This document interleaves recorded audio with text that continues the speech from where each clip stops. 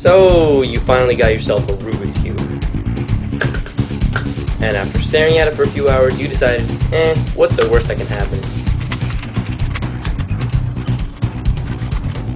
After trying to solve it for another hour, you decided you were screwed. You tried spinning it, turning it, throwing it, punching it, kicking it, jumping on it. You've even tried blowing it up. Luckily, you don't need to look further. The video you're watching is the quickest tutorial on the web on solving the cube, where you can watch, pause, and rewind this crash course on the cube and master it within 15 minutes. So what are you waiting for? Grab your cube and let's solve it. Roll the intro sequence.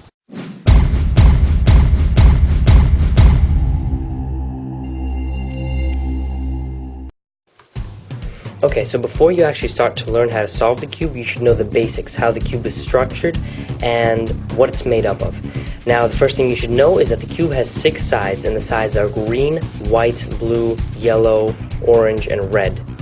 Now, the cube consists of 3 layers: the first layer, the second layer, and the third layer. The cube has 3 different types of pieces. There's the centerpiece, which is one color and it never changes, it never moves. The second type of piece is an edge piece, which has 2 colors, for example, this green and white edge. And then the third type of piece is a corner, which has 3 colors, which is green, white, and orange. The centers and the edges and the corners are referred to by their appropriate colors. Alright, so now that you know the basics of the cube, we can go on to solve it. Now that we've got this cube all mixed up, we're ready to go. The first thing we're going to do is solve this green cross by putting in the 4 green edges into their appropriate places. So when solving the cross, we have to follow several steps. The first step is to find the green edge. The second step is to connect the other color of the edge to its appropriate center. The third step is to connect the green part of the edge to the green center. And the final step is to correct any mistakes that we may have made. So here we go. First step, we find a green edge. Here we go, green, yellow. Second step, we connect this yellow with the yellow center. There it is, we've connected it. Third step is we connect this green with this green center by turning it like this. There we go. And the fourth step is to fix any mistakes we may have made. Well, we haven't made any, so there we go. There's our first edge piece placed in. Now we start the cycle all over again. First we find an edge piece. Here we go, green and white. The second step is we have to connect this white to a white center. So if we turn this like this, then these 2 whites will be connected. The third step is to connect this green with the green center, so we turn it like this.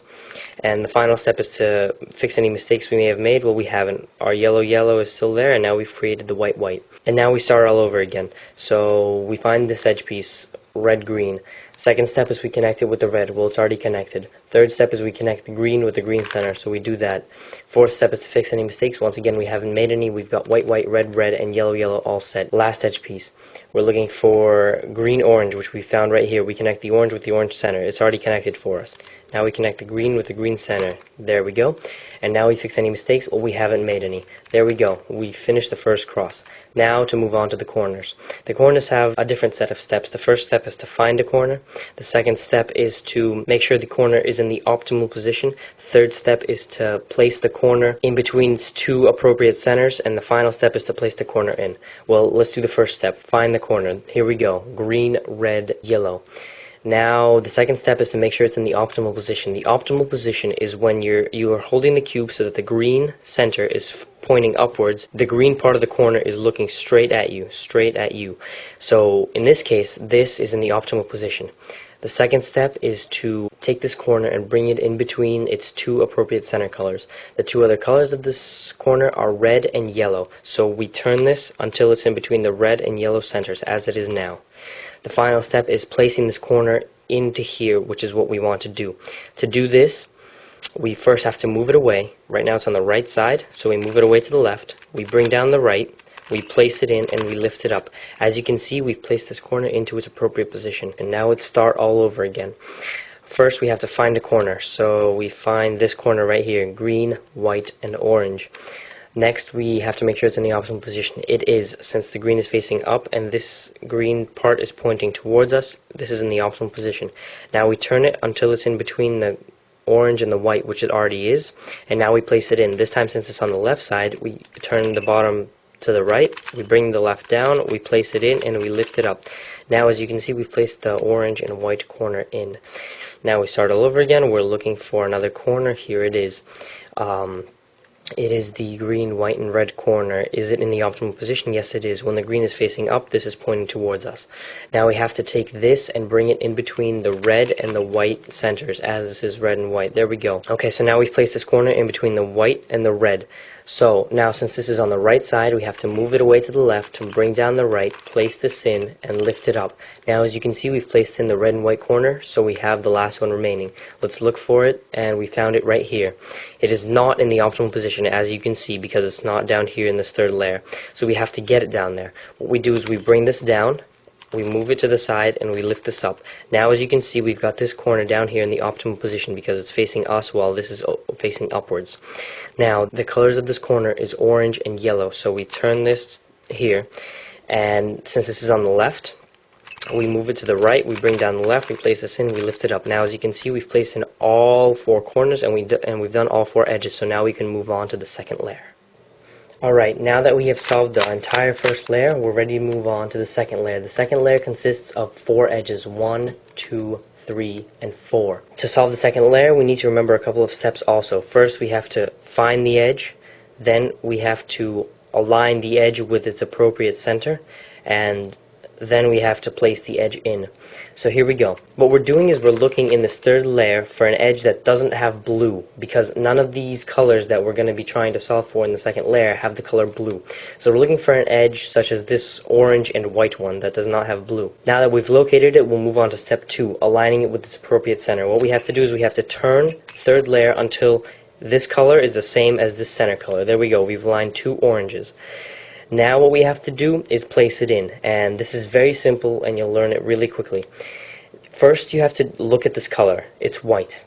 Now you have to find the white center. It'll either be on the left, as it is here, or it'll be on the right. In this case, it's on the left. Now what we have to do is we have to perform this set of steps. First we move it away from the white. Since this color is white and this color is white, we move it away from the white. Since we've moved it to the right, we bring down the left. We realign the 2 oranges, we lift this up, and now we've noticed that we've misplaced a corner. Now, from the first layer, you probably remember that we have to move this away, bring it down, place it in, and lift it up. Now, not only have we replaced this corner, but we've also placed in this orange-white edge. Let's try this again. Let's look down in the third layer, and we find this edge, yellow and orange. First, we have to turn the third layer until the 2 yellows are aligned. There we go. Then we have to look at this color. In this case, it is orange. Now, this is orange also, so we move it away from the center. Since we moved it to the right again, we bring down the left, we realign the 2 yellows, we bring up the green. Now, we've misplaced a corner once more, so we move it away, bring it down, place it in, and lift it up. There we go. Now we've placed the second edge in. Now for the third edge, we look down in the third layer, and here it is, red and yellow. First, we turn it until the 2 reds are aligned. Then we see this is yellow and the yellow center is here. So once again we move it away to the right. We bring down the left, we realign the reds, we lift it up. Now we've misplaced a corner, so we move it away, bring it down, place it in, and lift it up. Now we've placed in the yellow and red edge, so all we have left to do is to place in the last one. But the last one is already in place, but turned incorrectly. So we have to put some random edge piece into here. How do we do this? Well, we place it in as though this was red and white. So pretend that this color was white. Here's the white, so we move it away. Then we bring the right side down since we moved it to the left. We realign the 2 reds, and we lift this up. Then we've misplaced a corner, so we move it away, bring it down, put it in, and lift it up. Now as you can see, we've placed this red and blue edge piece in, thus taking out this red and white piece. Now we do it like every other edge. We align these 2 reds. We see white here and white is here, so we move it away to the left. Now we bring down the right, realign the 2 reds, lift this up. We've misplaced a corner, so let's replace it. We move it away, bring this down, place it in, lift it up. Now as you can see, we've solved the entire second layer. Alright, now that we've solved the first 2 layers, it's time to try and solve the third layer. The third layer is basically solving all algorithms. Right now, we should be focusing on the blue cross. We're trying to solve the blue cross. So, forget these corners. Don't pay attention to these corners. Just look at these colors. Okay, as you can see, all we have is this blue dot in the middle. When you first solve the first 2 layers, and you look down here, ready to solve the third layer, it may look either like this, with only 1 blue dot, or like this with a sort of L-shaped thing, or like this with this long rod thing, or like this, which is basically the cross. Alright, now back to the dot. When you have this dot without anything else, you can hold the cube whichever way you want, and you have to perform this algorithm. First, you turn the front, then you lift up the right, you turn the top, and you bring the right down. Now you turn the top back, and you turn the front yet again, and now you've created the L shape. Once you have the L shape, you have to hold it so that one part of the L is pointing towards you, and the other part is pointing towards the right, like I am right now. Then you perform the same algorithm. You turn the front, then you lift up the right, then you turn the top like this, turn it away this way, then you bring down the right, then you turn the top back, and you turn the front again. And now you've reached this rod thing. When you've got the rod, you have to turn the cube so that it's horizontal, and then perform the same algorithm yet again. You turn the front, you lift up the right, you turn the top, you bring down the right, you turn the top back, and you turn the front again. And there you go, you've solved the cross. Now that you've solved the blue cross, it's time to align the cross with the centers. In this case, with the white and white, it's already aligned. But this yellow-red and orange-yellow and red-orange are not aligned at all. You want both of these to be orange, both of these to be yellow, both of these to be red, and both of these to be white. And the first step to do that is to turn this layer until at least two of them are aligned, as I have just done. I turned it once, and now the oranges are aligned and the yellows are aligned. Okay? Once you have that, you look at the other two, and as you can see, they're not aligned. White is not the same as red, and red is not the same as white.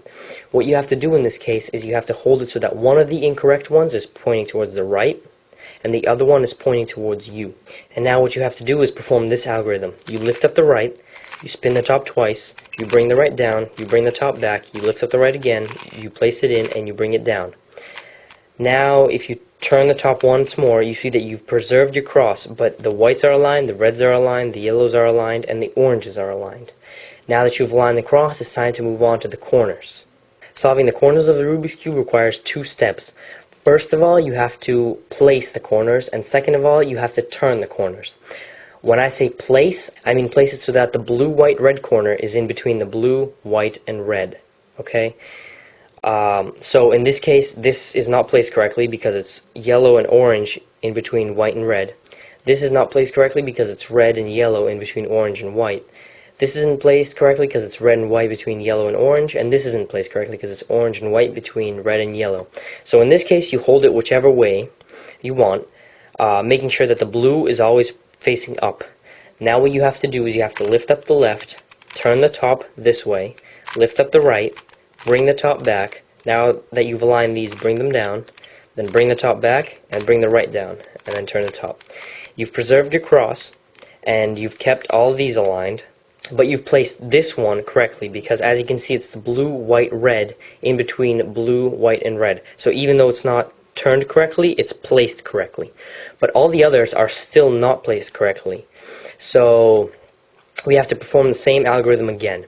But now that we've got one corner placed correctly, we have to hold it at the bottom right corner. Hold it like this, and perform the algorithm again. Lift up the left, turn the top, lift up the right, turn the top back, bring down the left, turn the top back, bring down the right, and turn the top once more. You've preserved your cross, you've kept this, this, and this, and now all the corners are placed correctly. Red and yellow is in between red and yellow, red and white is in between red and white, this one is completely placed correctly, and orange and yellow are placed in between orange and yellow. Now we're moving on to the last step. The last step in solving the Rubik's Cube is turning these corners correctly so that the whole cube is solved. The way we do this is we hold any incorrect ones on the right side, where our right hand is, and we perform this algorithm. This is the longest one yet. We lift up the right, we spin the top twice, we bring the right down, we bring this back, we lift it up, we place it in, and we bring it down. Now we do the same thing on the left side. We lift it up, we spin it twice, we bring it down, we spin it this way, we lift it up, we place the top in, and we bring it down. As you can see, we've got two corners turned correctly. Now it's time to turn these two corners correctly also. So now we're going to perform the same algorithm again. We hold these two on the right side because they're both wrong, and we lift up the right, we spin the top twice, we bring the right down, we bring this back, we lift this up, we place it in, and we bring it down. Now we do the same thing on the left. We lift it up, we turn it twice, we bring it down, we turn the top again, we lift it up, we place it in, and we bring it down. Even though the cube still isn't solved, all we need to do is perform this algorithm one more time, so watch closely. We're holding it on the right side, and we're lifting up the right, we're spinning it twice, we're bringing this down, bringing the top back, lift this up, place the top in, and bring it down. Do the same thing on the left side, lift the left up, spin it twice, bring it down, bring it back, lift it up, place it in, and bring it down. And here you go. Congratulations, you've just solved your Rubik's Cube. Now, hopefully you're solving a fully solved Rubik's Cube in your hands right now. Keep practicing these techniques and you'll literally be able to solve this in under a minute. Now, go show off to your friends your newfound skills with the Rubik's Cube. Also, if there was anything I missed, just leave me a comment or a video response with your particular case of the Rubik's Cube, and I'll post another tutorial explaining to you, in particular, how to solve your case. Because I think there were some things I missed in the corners and the edges part of the tutorial, because the cube that I was solving was pretty simply configured already. So if you have some sort of question or some sort of corner that you can't put in right, or some sort of edge that you can't align with the cross, just leave me a comment or video response and I'll try to respond to it as quickly as possible. Anyways, thanks for watching. I hope this tutorial really helped you. Make sure to like and comment on my video. I always want to know what I can do better next time. And yeah, go have fun solving your Rubik's Cube.